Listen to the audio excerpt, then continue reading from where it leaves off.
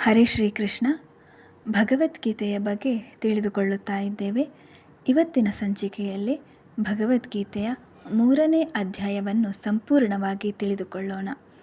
ಯುದ್ಧರಂಗದಲ್ಲಿ ಯುದ್ಧಕ್ಕೆ ನಿಂತ ಅರ್ಜುನನು ತನ್ನ ಸಂಬಂಧಿಕರ ಜೊತೆ ಯುದ್ಧ ಮಾಡುವುದಿಲ್ಲ ಎಂದು ಹಿಂದೆ ಸರಿದಾಗ ಭಗವಾನ್ ಶ್ರೀಕೃಷ್ಣನು ಆತನಿಗೆ ಉಪದೇಶವನ್ನು ಮಾಡುತ್ತಾನೆ. ಹಾಗೆಯೇ ಅರ್ಜುನನ ಹಲವಾರು ಗೊಂದಲದ ಪ್ರಶ್ನೆಗಳಿಗೆ ಆತ ಪರಿಹಾರದ ಉತ್ತರವನ್ನು ಕೂಡ ನೀಡುತ್ತಾನೆ. ಭಗವದ್ಗೀತೆಯ 3ನೇ ಅಧ್ಯಾಯದಲ್ಲೂ ಕೂಡ ಅರ್ಜುನನ ಪ್ರಶ್ನೆಗಳು ಹಾಗೂ ಭಗವಾನ್ ಶ್ರೀಕೃಷ್ಣನ ಪರಿಹಾರದ ಉತ್ತರಗಳು ಅಡಗಿದೆ. ಇದನ್ನು ವಿವರವಾಗಿ ತಿಳಿದುಕೊಳ್ಳುತ್ತಾ ಹೋಗೋಣ.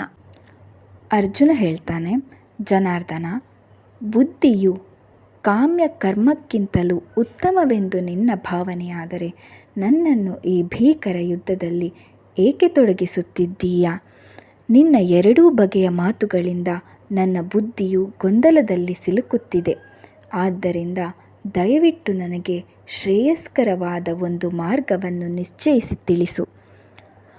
ಅರ್ಜುನನ ಈ ಪ್ರಶ್ನೆಗೆ ಭಗವಂತ ಈ ರೀತಿ ಹೇಳ್ತಾನೆ, ಪಾಪರಹಿತನೇ, ಜಗತ್ತಿನಲ್ಲಿ ಎರಡೂ ಬಗೆಯ ಶ್ರದ್ಧೆಯನ್ನು ಈ ಹಿಂದೆಯೇ ಹೇಳಿದ್ದೇನೆ. ಜ್ಞಾನಿಗಳು ಜ್ಞಾನಯೋಗದಿಂದಲೂ ಹಾಗೂ ಯೋಗಿಗಳು ಕರ್ಮದಿಂದಲೂ ಏನನ್ನಾದರೂ ಸಾಧಿಸಬಹುದು.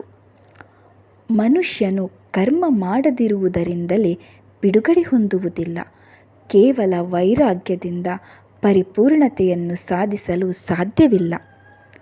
ಹುಟ್ಟುಗುಣಗಳಿಗೆ ಅನುಸಾರವಾಗಿ ಅವಶ್ಯವಾಗಿ ಕರ್ಮವನ್ನು ಎಲ್ಲರೂ ಮಾಡಲೇಬೇಕಾಗುತ್ತದೆ. ಯಾರೊಬ್ಬರೂ ಒಂದು ಕ್ಷಣ ಕೂಡ ಕರ್ಮವನ್ನು ಮಾಡದೇ ಇರಲು ಖಂಡಿತವಾಗಿಯೂ ಸಾಧ್ಯವಿಲ್ಲ.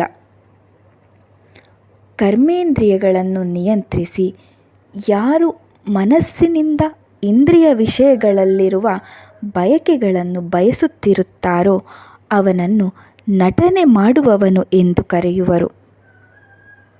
ಅರ್ಜುನ, ಯಾರು ಸಕ್ರಿಯ ಇಂದ್ರಿಯಗಳನ್ನು ಮನಸ್ಸಿನಿಂದ ನಿಯಂತ್ರಿಸಲು ಪ್ರಯತ್ನಿಸಿ ಆಸಕ್ತಿಯನ್ನು ಕಳೆದುಕೊಂಡು ಕರ್ಮಯೋಗವನ್ನು ಪ್ರಾರಂಭಿಸುವನೋ ಅವನು ಉತ್ತಮನು. ನೀನು ನಿಯತವಾದ ಕರ್ತವ್ಯಗಳನ್ನು ಮಾಡು. ಕರ್ಮವನ್ನು ಮಾಡದೇ ಇರುವುದಕ್ಕಿಂತ ಇದು ಉತ್ತಮ. ಕರ್ಮವನ್ನು ಮಾಡದೆ ದೇಹದ ಪೋಷಣೆಯೂ ಆಗಲಾರದು. ಆದುದರಿಂದ ಕೌಂತೆಯ, ಭಗವಂತನಿಗಾಗಿ ಕರ್ಮವನ್ನು ಆಚರಿಸು. ಹಾಗೆ ಮಾಡಿದರೆ ಬಂಧನದಿಂದ ಪರಿಪೂರ್ಣವಾಗಿ ಮುಕ್ತನಾಗಿರುವೆ.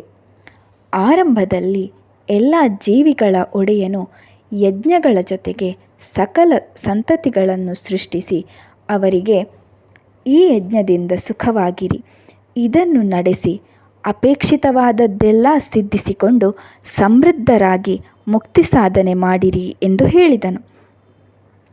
ಈ ಯಜ್ಞಗಳಿಂದ ದೇವತೆಗಳು ಸಂತೋಷಪಟ್ಟು ನಿಮ್ಮನ್ನು ಸಂತೋಷಪಡಿಸುವರು. ಹೀಗೆ ಒಬ್ಬರು ಮತ್ತೊಬ್ಬರನ್ನು ಸಂತೋಷಪಡಿಸಿ ಉತ್ಕೃಷ್ಟವಾದ ಶ್ರೇಯಸ್ಸನ್ನು ಹೊಂದುವಿರಿ. ಜೀವನದ ವಿವಿಧ ಅವಶ್ಯಕತೆಗಳನ್ನು ಖಂಡಿತವಾಗಿಯೂ ಯಜ್ಞದಾಚರಣೆಯಿಂದ ತೃಪ್ತರಾದ ದೇವತೆಗಳು ನಿಮಗೆ ನೀಡುವರು. ಆದ್ದರಿಂದ ಅವರು ಕೊಟ್ಟ ವಸ್ತುಗಳನ್ನು ದೇವತೆಗಳಿಗೆ ಅರ್ಪಿಸದೆ ಅನುಭವಿಸುವವನು ನಿಜವಾಗಿಯೂ ಕಳ್ಳನೇ. ಯಜ್ಞದಾಚರಣೆಯ ಆಹಾರವನ್ನು ಸ್ವೀಕರಿಸುವ ಭಗವಂತನ ಭಕ್ತರು ಬಿಡುಗಡೆ ಹೊಂದುವರು. ಇಂದ್ರಿಯ ತೃಪ್ತಿಗಾಗಿ ಆಹಾರವನ್ನು ಸಿದ್ಧಪಡಿಸುವವರು ಘೋರ ಪಾಪವನ್ನು ಊಟ ಮಾಡುವರು. ಭೌತಿಕ ದೇಹಗಳು ಧಾನ್ಯದಿಂದ ಬೆಳೆಯುತ್ತದೆ. ಮಳೆಯಿಂದ ಆಹಾರ ಧಾನ್ಯಗಳ ಉತ್ಪತ್ತಿಯು ಯಜ್ಞದಾಚರಣೆಯಿಂದ ಮಳೆಯು ಸಾಧ್ಯವಾಗುತ್ತದೆ ಮತ್ತು ಯಜ್ಞವು ನಿಯತ ಕರ್ಮಗಳಿಂದ ಹುಟ್ಟುತ್ತದೆ. ಕರ್ಮವು ವೇದಗಳಿಂದ ಉತ್ಪತ್ತಿಯಾಗಿದೆ ಎಂದು ನೀನು ತಿಳಿ. ವೇದಗಳು ಪರಬ್ರಹ್ಮನಿಂದ ಸಾಕ್ಷಾತ್ತವಾಗಿ ವ್ಯಕ್ತವಾಗಿದೆ.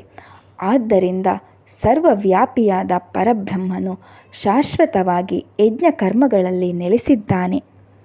ಪಾರ್ಥ, ವೇದಗಳಿಂದ ಸ್ಥಾಪಿತವಾದ ಈ ಯಜ್ಞಚಕ್ರವನ್ನು ಯಾರು ಜೀವನದಲ್ಲಿ ಅನುಸರಿಸುವುದಿಲ್ಲವೋ ಅವರದು ಪಾಪಭರಿತ ಬದುಕು. ಇಂದ್ರಿಯ ತೃಪ್ತಿಗಾಗಿಯೇ ವ್ಯರ್ಥವಾಗಿ ಬದುಕುತ್ತಾನೆ.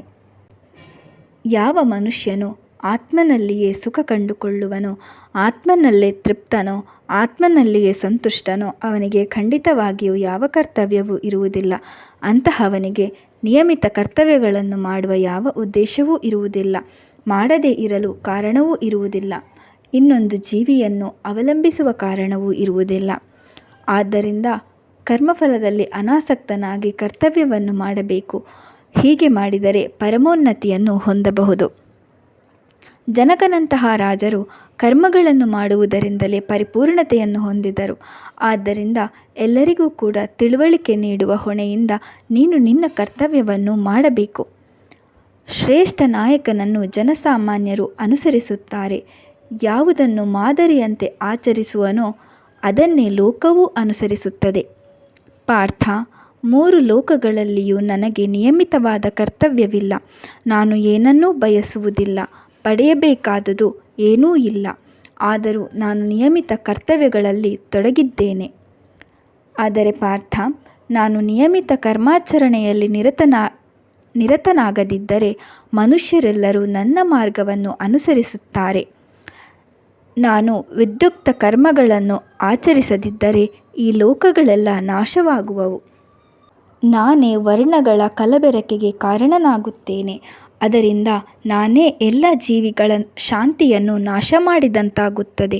ಭರತವಂಶಜನೇ, ಅಜ್ಞಾನಿಗಳು ಹೇಗೆ ಫಲಾಸಕ್ತರಾಗಿ ಕರ್ಮವನ್ನು ಮಾಡುತ್ತಾರೋ ಹಾಗೆಯೇ ವಿದ್ವಾಂಸರು ಅನಾಸಕ್ತರಾಗಿ ಜನಸಾಮಾನ್ಯರನ್ನು ಯೋಗ್ಯ ಮಾರ್ಗದಲ್ಲಿ ಮುನ್ನಡೆಸಲು ಆಶಿಸಬೇಕು. ಕರ್ಮಫಲಕ್ಕೆ ಅಂಟಿಕೊಂಡವರ ಕೆಲಸವನ್ನು ವಿದ್ವಾಂಸರು ನಿಲ್ಲಿಸಬಾರದು. ನಿಲ್ಲಿಸಿದರೆ ಅವರ ಬುದ್ಧಿ ಭಂಗವಾಗುತ್ತದೆ.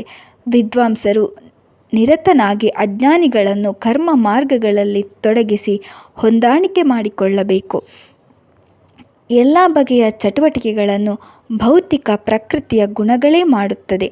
ಅಹಂಕಾರದಿಂದ ಮೂಢನು ತಾನೇ ಮಾಡುವೆನೆಂದು ಭಾವಿಸುತ್ತಾನೆ. ಮಹಾಬಾಹುವೆ, ಪರಮ ಸತ್ಯವನ್ನು ತಿಳಿದವನು ಇಂದ್ರಿಯ ಮತ್ತು ಅವುಗಳ ತೃಪ್ತಿಯಲ್ಲಿ ತೊಡಗುವುದಿಲ್ಲ. ಆದರೆ ಆತನಿಗೆ ಇಂದ್ರಿಯ ಗುಣಗಳ ಹಾಗೂ ಫಲಕ್ಕಂಟಿರುವ ಕರ್ಮಗಳ ವ್ಯತ್ಯಾಸವು ತಿಳಿದಿರುತ್ತದೆ.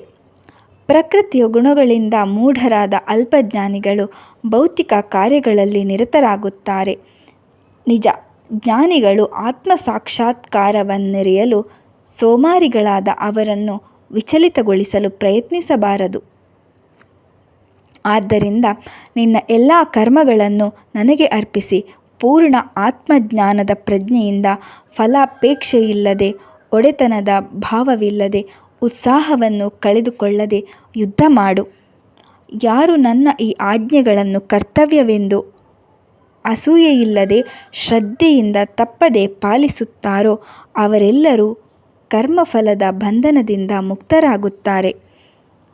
ಯಾರು ಅಸೂಯೆಯಿಂದ ನನ್ನ ಆಜ್ಞೆಯನ್ನು ಆಚರಿಸುವುದಿಲ್ಲವೋ ಅವರು ಮೂಢರು, ಪ್ರಜ್ಞಾರಹಿತರು, ವಿನಾಶದತ್ತ ಸಾಗುವವರು ಎಂದು ತಿಳಿ.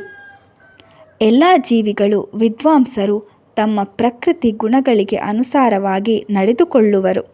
ನಿಗ್ರಹಿಸಿ ಫಲವೇನು?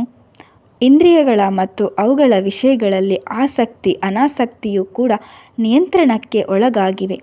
ಇವುಗಳಿಗೆ ವಶವಾಗಬಾರದು.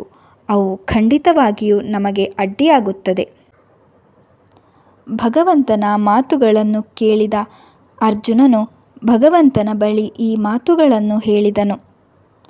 ಕೃಷ್ಣ, ಮನುಷ್ಯನು ಅಪೇಕ್ಷಿಸದಿದ್ದರೂ ಯಾವುದರಿಂದ ಬಲವಂತವಾಗಿ ಪಾಪಗಳನ್ನು ಮಾಡಲು ತೊಡಗುತ್ತಾನೆ? ಈ ಮಾತುಗಳಿಗೆ ಭಗವಂತನು ಹೇಳಿದನು, ರಜೋಗುಣದಿಂದ ಹುಟ್ಟಿದ ಕಾಮವು ಕ್ರೋಧವಾಗಿ ಎಲ್ಲವನ್ನೂ ನುಂಗಿ ಹಾಕುವ ಈ ಜಗತ್ತಿನ ಮಹಾಪಾಪಪೂರ್ಣವಾದ ವೈರಿ ಎಂದು ತಿಳಿದುಕೋ. ಹೊಗೆಯು ಬೆಂಕಿಯನ್ನು ಆವರಿಸುವಂತೆ, ಧೂಳಿನಿಂದ ಕನ್ನಡಿಯು ಮುಚ್ಚುವಂತೆ, ಗರ್ಭಕೋಶವು ಭ್ರೂಣವನ್ನು ಮುಚ್ಚುವಂತೆ ಈ ಕಾಮವು ಇವೆಲ್ಲವನ್ನೂ ಆವರಿಸುತ್ತದೆ.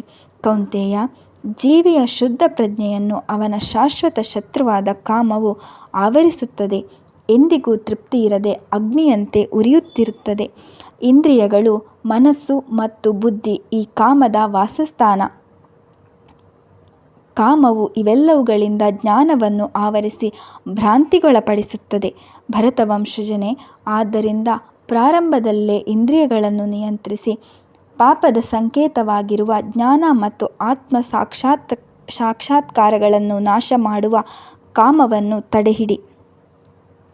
ಜಡವಸ್ತುವಿಗಿಂತ ಇಂದ್ರಿಯಗಳು ಶ್ರೇಷ್ಠ, ಮನಸ್ಸು ಇಂದ್ರಿಯಗಳಿಗಿಂತಲೂ ಶ್ರೇಷ್ಠ, ಬುದ್ಧಿಯು ಮನಸ್ಸಿಗಿಂತ ಇನ್ನೂ ಶ್ರೇಷ್ಠ. ಯಾವನು ಬುದ್ಧಿಗಿಂತಲೂ ಶ್ರೇಷ್ಠನೋ ಅವನೇ ಪರತತ್ವನು.